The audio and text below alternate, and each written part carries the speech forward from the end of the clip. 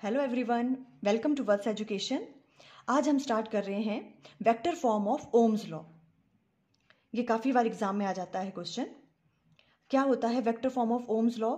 J equal to sigma into E, where J is current density, sigma is conductivity and E is the applied electric field.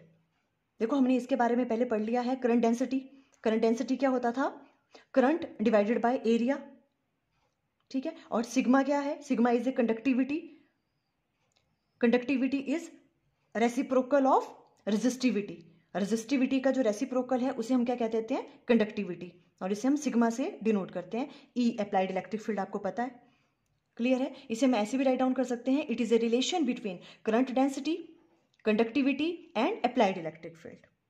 ऐसे भी question पूछ सकते हैं, prove that J equal to sigma into E, ठीक है। अब देखो हम इसको किस तरह से हम डिराइव करते हैं। सबसे पहले एज वी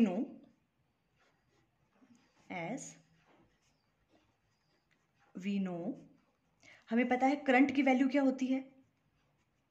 करंट हम बहुत बार यूज कर चुके, NEAVD, ठीक है। ये करंट की वैल्यू होती है, इसे हम फर्स्ट नाम दे देंगे, क्लियर है। ओके, अब सेकंड थिंग हमें पता है VD, ड्रिफ्ट वेलोसिटी का फॉर्मूला क्या होता है? E tau divided by m। इसे हम सेकंड नाम दे देते थे।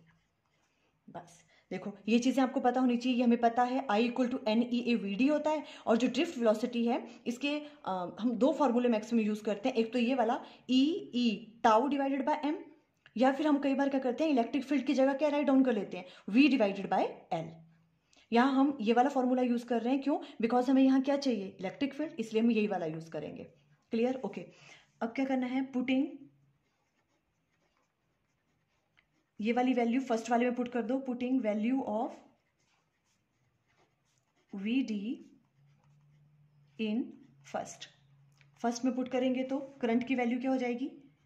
I इक्वल टू NEA, वैसे ही VD की जगह आ जाएगा E tau divided by m, clear है। ओके, इसे हम कैसे राइट डाउन कर सकते हैं? I equal to NE square A E tau divided by m, clear है यहां तक? ओके, अब देखिए आगे।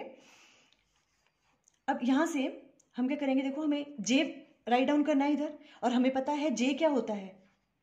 बिकॉज करंट डेंसिटी J किसके बराबर होती है? Current divided by area. तो देखो, अगर हम यहां पे राइट डाउन करें, I A को इधर ले आओ और बाकी चीजें यहीं रहेंगी, ठीक है। बाकी यहीं रहेंगी तो ये आगे बन गया NE स्क्वेयर A उधर आ गया और इधर आ गया टाउ, NE स्क्वेयर A इधर आ गया और ये टाउ डिवाइडेड बाय m, और इधर आ गया E, क्लियर। कोई प्रॉब्लम इसमें? A को हम इधर लेके आ गए, बाकी चीजों को हम यहीं रहने दिया, और E को हमने यहाँ राइट डाउन कर लिया। क्यों? बिकॉज यहाँ पे E भी हमें चाहिए, ठीक है। इस तरह से स्टेप वाइज आप चलोगे तो आपको ईजी होगा, ठीक है। अब हमें पता है J इक्वल टू किसके बराबर होता है? I डिवाइडेड बाय A, ठीक है। तो इसकी वजह से हम यहाँ क्या राइट डाउन कर लेंगे इसको? देखो, मैं यहाँ राइट डाउन करती हूँ। देखो, I डिवाइडेड बाय A, ये किसके बराबर आ गया? J के बराबर, करंट डेंसिटी। और वो किसके बराबर आ गया? NE square tau divided by m, और साथ में आ जाएगा E। कोई प्रॉब्लम? क्लियर हो रहा है यहां तक? ठीक है, ओके। अब देखो, बिकॉज अगर आपको याद है रेजिस्टिविटी की वैल्यू क्या होती थी? रेजिस्टिविटी की वैल्यू होती है, देखो हमने पहले भी ये डिस्कस किया हुआ है। देखो यहाँ पे हमने ये फाइंड आउट किया था, ये वाला। अगर आपको याद नहीं है तो ये वाला वीडियो पहले आप वॉच कर लेना अच्छे से। हमने किया था prove that resistivity equal to m divided by NE square tau, इसके बराबर होती है रेजिस्टिविटी की वैल्यू, ठीक है। छोटा सा टॉपिक था ये। तो मीन्स रो की वैल्यू क्या है रेजिस्टिविटी को? m divided by NE square tau. Means यहाँ पे rho equal to m divided by NE square tau.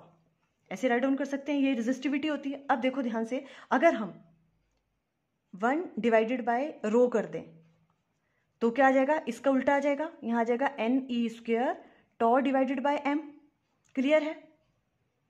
Okay. अब 1 अपॉन रो, रेजिस्टिविटी का जो रेसिप्रोकल होता है वो क्या होता है, कंडक्टिविटी, और उसको हम डिनोट करते हैं सिग्मा से। तो ये तो सिग्मा बन गया, तो सिग्मा किसके बराबर आ गया, NE² tau divided by m। Clear है? क्लियर हुआ यहाँ पे सिग्मा कैसे आया? देखो अभी यही चीज यहाँ राइट डाउन करेंगे हम, तो J इक्वल टू किसके बराबर आ जाएगा, अब NE² tau divided by m किसके बराबर बन गया, सिग्मा के, कंडक्टिविटी। और यहाँ पे ये आपके पास इलेक्ट्रिक फील्ड, ये भी वेक्टर क्वांटिटी है और ये भी वेक्टर क्वांटिटी है। यही चीज तो हमें प्रूव करनी थी। क्लियर हुआ? इजी है, ठीक है। J equal to sigma E, ठीक है, ये वाला यही है। This is Ohm's law in vector form. J equal to sigma into E। Easy था। देखो क्या क्या किया हमने। सबसे पहले हमें पता है क्या होता है, it is a relation between current density, conductivity and applied electric field. सबसे पहले आपको क्या करना है, हमें ये वाला रिलेशन हम मैक्सिमम जगह यूज कर चुके हैं, ठीक है। तो I इक्वल टू किसके बराबर होता है, NEA/VD। पहले आपको याद रखना है, इसको फर्स्ट नाम दे देंगे। फिर हमें ड्रिफ्ट वेलोसिटी का फॉर्मूला देखना है, VD इक्वल टू हम ये वाला यूज कर रहे हैं, V डिवाइडेड बाय L का नहीं कर रहे। क्यों? क्योंकि हमें यहाँ पे E चाहिए, ठीक है। तो E tau divided by M। Clear है ना। ये E और रो से थोड़ा सा कंफ्यूज मत होना, ऑलमोस्ट सेम सेम लग रहा है। ये E है, ठीक है। E tau divided by M, इसको सेकंड नाम दे देंगे हम। क्लियर। अब ये वाला जो ड्रिफ्ट वेलोसिटी है, इसकी वैल्यू हम फर्स्ट वाले में पुट करेंगे। इसको फर्स्ट वाले में पुट किया, फिर क्या हुआ, देखो I equal to this one आ गया, ये वाली चीज। अब हमें पता है इस तरफ क्या है, करंट डेंसिटी, और करंट डेंसिटी क्या होता है, J equal to I divided by A, ठीक है। अगर हम यहाँ पे I है तो अगर A को इधर लेके आ जाते हैं तो J बन जाएगा। क्लियर। ये वाली चीज हमने यहाँ राइट डाउन कर दी, और ये और E को हमने सेपरेट लिख दिया बिकॉज हमें E भी चाहिए। बस यहीं से क्लियर हो गया, ठीक है। यहाँ J इसको राइट डाउन कर लिया और इधर ये वाली चीज बन गई और यहाँ पे E है। क्लियर। और ये पता है हमें जो रेजिस्टिविटी होता है, रेजिस्टिविटी किसके बराबर होता है, ये फॉर्मूला आपको याद रखना पड़ेगा, M divided bye NE² tau, ठीक है। अब इसका अगर हम रेसिप्रोकल ले लेते हैं तो वो कंडक्टिविटी बन जाता है। इसका रेसिप्रोकल लिया तो ये ऊपर चला गया, ये नीचे ये वाला बन गया। तो सिग्मा की वैल्यू आ जाएगी NE² tau divided by M, और यही चीज तो ये है। तो J इक्वल टू ये आ गया आपके पास कंडक्टिविटी, और यहाँ आ गया आपके पास electric field, applied electric field.